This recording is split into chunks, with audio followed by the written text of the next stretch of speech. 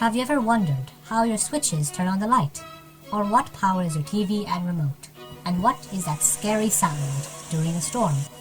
Well, in this video, we'll be looking at energy and its different forms which participate in our lives. But anyway, my name is Mr. Python. Welcome to the class, and today we'll be learning about the different types of energy and how they affect the world every day. Then what exactly is energy, sir?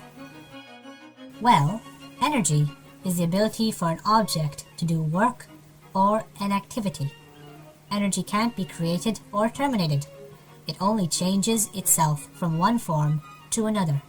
This is called the conservation of energy. So, what are these forms? Well, that is a complex question. There are several different forms of energy, which branch out into various sectors of science.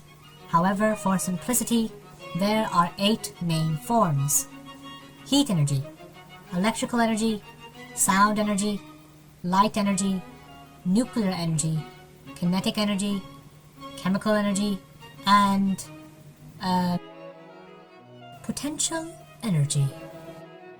Tesla the Owl, what are you doing here? Thought you might need some help explaining energy.